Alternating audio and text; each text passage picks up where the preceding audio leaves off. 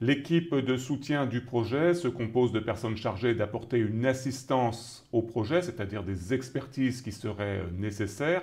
Sa composition et sa structure dépendent de la taille du projet, mais aussi de ce que peut proposer l'organisation. Sachez que les besoins en expertise sont définis par le manager du projet. Les activités d'assistance au projet peuvent être assumées par des membres de l'équipe en place ou par des expertises complémentaires qui peuvent être fournies par un autre service de l'organisation, voire par un prestataire.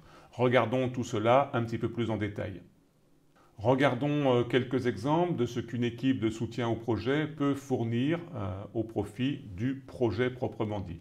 Tout d'abord, fournir un soutien administratif au projet, c'est-à-dire s'occuper par exemple de fournir des indicateurs, de s'occuper de facturation dans le cadre d'une entreprise de services numériques.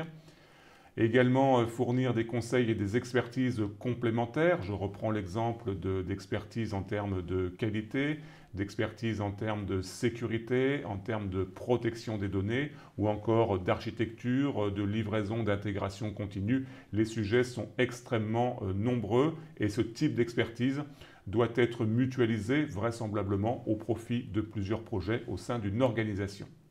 Définir également des exigences dites non fonctionnelles, je reprends les mêmes sujets de sécurité, les sujets de protection des données, les sujets de qualité.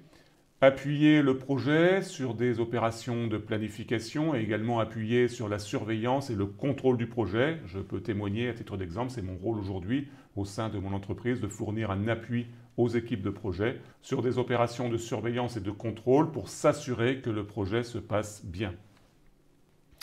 Et puis un autre exemple qui est gérer la documentation du projet, les versions, l'archivage, pour que le référentiel documentaire du projet soit tenu à jour tout au long de la vie du projet et ensuite qu'il puisse être transmis à l'équipe produit qui aura en charge la maintenance. Ce sont ici quelques exemples de missions qui sont confiées à une équipe de soutien de projet.